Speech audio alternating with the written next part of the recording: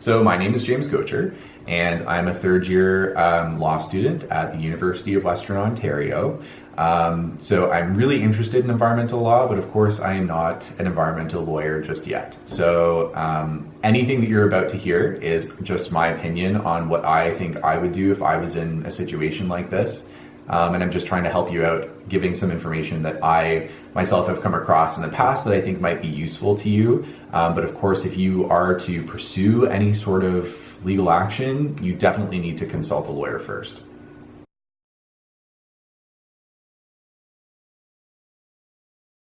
So I think one of the first steps is definitely going to be doing some sort of testing. So it's going to depend on exactly where the residents think there might be contamination. So I mean, if it's on their own properties, that's certainly easy to do. If there's groundwater that they think is contaminated that's on public property, that would be not necessarily easy to do, but that would be useful information. And then, yeah, soil testing as well. I think those are all really good places to start. I think it's relatively easy to do a lot of those tests. I remember some of the instruments we had in my old lab, for example. You need a very small amount of any sort of sample, and you get just a list of any sort of chemical in the media, the soil or the water or whatever it is, from A to Z. So it would definitely help as a starting point, because what you are trying to show, or what essentially they believe, is that there's some sort of an exceedance of the Ministry of Environment guidelines. So they set out these guidelines for different types of land. So anything from an industrial property to a pristine environment, which I assume would probably be the case for around Georgian Bay, pristine, or somewhat pristine. So you would want to look at the table standards that the ministry provides. And then you would want to see if there's anything in those profiles that you've analyzed that would exceed any of those standards. And so once those standards have been exceeded, that's when it opens up a host of possibilities, I would say.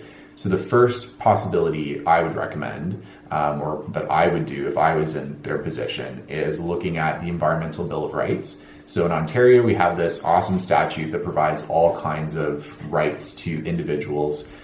It was meant to overcome a lot of limitations at common law, because the common law was invented really before we had environmental concerns. So you'll notice with a lot of the new statutes, there's many more rights that are being granted to people. So for example, I was just looking at, there's section 74 of the Environmental Bill of Rights that would allow any two persons to apply for an investigation. So they'll apply to the Environmental Commissioner of Ontario, Diane Sachs right now, for an investigation of an alleged contravention of some kind. So that's been used in the past to basically have a situation where you think maybe a corporation, for example, is exceeding its waste reporting, for example, or it could be that they are discharging some sort of contaminant into the environment and exceeding those table guidelines that I was mentioning.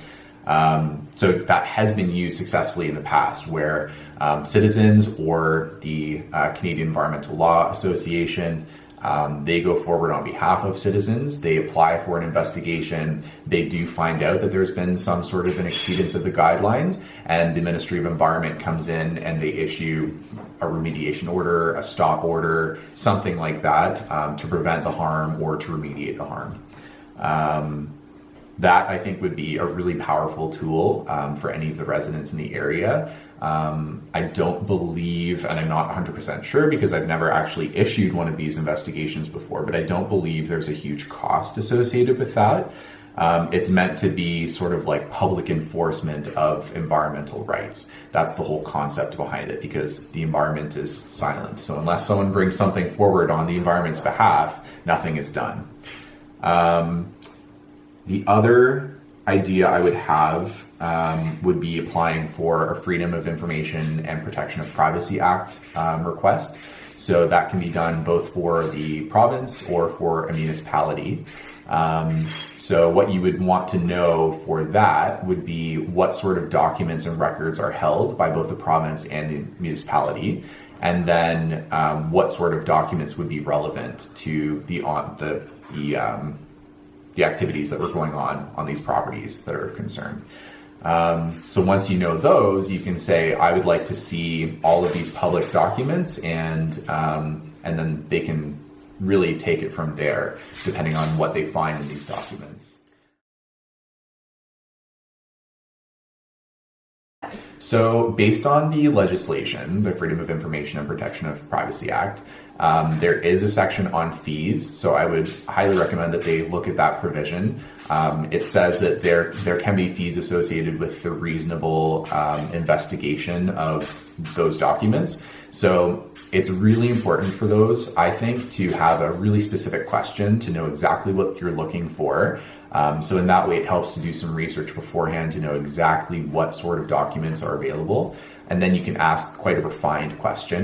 So if you had, for example, a very specific property that you're interested in, I think mentioning that property and saying, I want all of the permits, certificates of approval, anything to do with that specific property that's been issued by the municipality or the province, that would be really beneficial. Yeah, so I think there are certain requirements. Any ministry or agency is going to have an officer for FIPA requests. And so I believe there is some sort of a duty for that officer to help you along your search. So to tell you, yes, we have permits, for example, on this sort of a production or process. And so you could say, great, I would like a permit, or I would like to see the permit that was issued for this property for that process. So they should be able to help. There's also, you can find on the provincial website, there's a directory of documents that might be helpful as well. But yeah, there's also a duty as well. I know, I can't remember what section this is, but if you request information from a certain ministry and they know that they don't have it, but there might be another ministry that does, they do have a duty to forward on that request to the appropriate ministry. And there's actually quite quick timelines associated with a FIPA request. So they have, I think, 30 days to reply. They can apply for an extension of time, but I think the turnaround is supposed to be quite fast. Awesome. And that would be a great way to bypass some of the fees, for example. Exactly, yeah. So if you were to ask just whether or not a document exists, and then to have that knowledge and maybe file that away for future reference, that could be really beneficial. So for example, and this I think would probably be the last step, is if you were really sure that you had a really good case for a negligence claim, for example.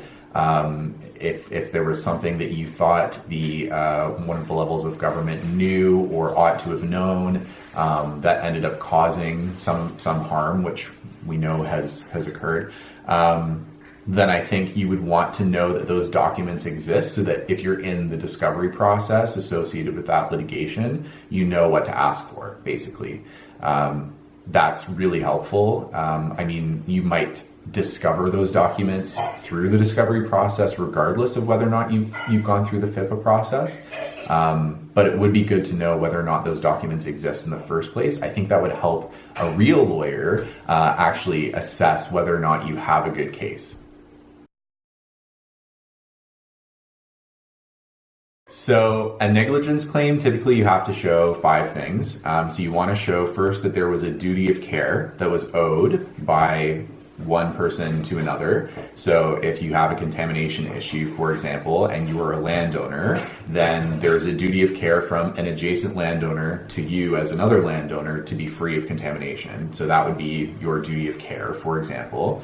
And then you have to show that there is a breach of the standard of care. So just because there's a duty that exists, you have to also then go and show that they've breached that duty based on the standard of care. So your standard can be higher in some situations or lower in other situations. It depends on exactly what your duty is. Then you need to show causation. So you want to show that what happened is actually the result of something that the negligent party has done, or alleged negligent party has done. And then there's also a few kind of not minor, but important steps that kind of follow after you've proved those big 3, really. So you need to make sure that there are no defenses to the negligence. So, for example, one defense is a valenti defense. You're saying, for example, that you have agreed to allow that conduct to occur, and so in agreeing, you can't sue for it. And then you also need to show that it was foreseeable, so it's not too remote. So if the harm that occurred was not foreseeable by the person who caused it, that typically is a problem with a negligence claim. It needs to be close enough in proximity to the event that caused the harm that the person actually could have foreseen it. And so that kind of, the foreseeability thing kind of comes up in a number of the steps, but you want to make sure that the harm that occurred is not remote, basically. And that is a negligence claim in a nutshell.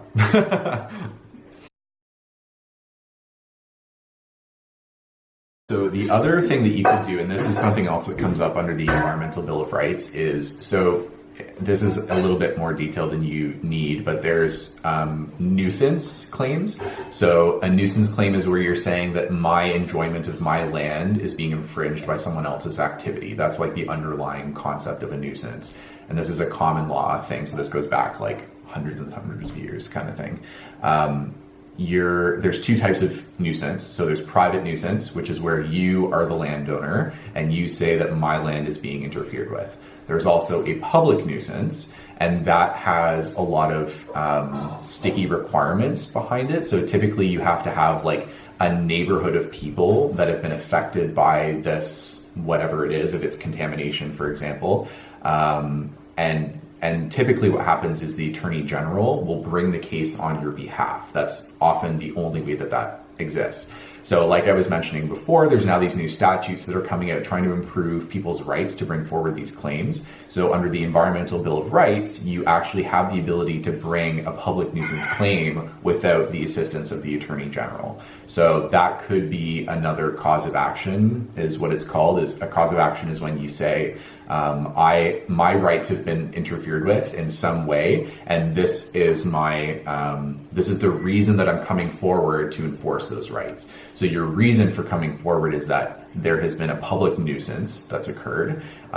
You're given the authority under the Environmental Bill of Rights to bring forward that claim, and your claim is for the rights that have been interfered with. So your right to enjoy the property, which includes in a healthy and safe way. So if there's contamination that's interfered with the health of the occupants of the surrounding land, that would probably be a pretty good prima facie case of public nuisance. I don't remember the exact section that allows you to do that, but again, I just encourage anyone who's interested to go through the Environmental Bill of Rights. It's all online. You can Google it. It will be the first thing to come up. And it tells you every sort of right that you would have.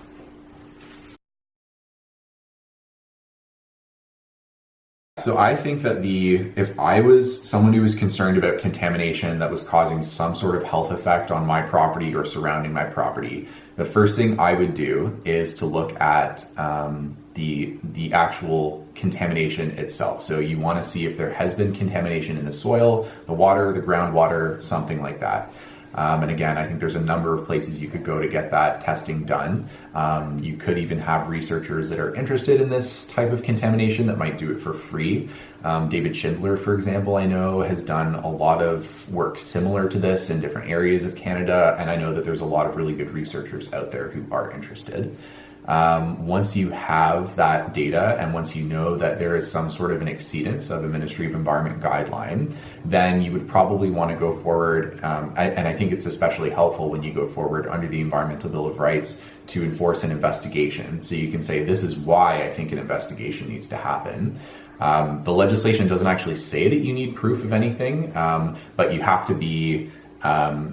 You're certainly alleging some sort of contravention. So your contravention is that someone has exceeded the guidelines of the Ministry of Environment. So it helps to have some sort of data to back that up. It would also be really helpful, I think, to have some sort of like a backer. So the Canadian Environmental Law Association, I know, does bring forward cases like this on behalf of clients. So that would be really beneficial if you don't actually have a lawyer to do it for you. And then also getting the Freedom of Information and Privacy Protection Act requests. That would be really useful to know exactly what sort of information exists on this sort of contamination. And then I personally think if I was the one who would be litigating this, I would think that the last step would be the negligence claim. So once you think that you actually have a case and you can show that there is some sort of causation between the health effects and the contamination, then I think you would go forward with full-blown litigation.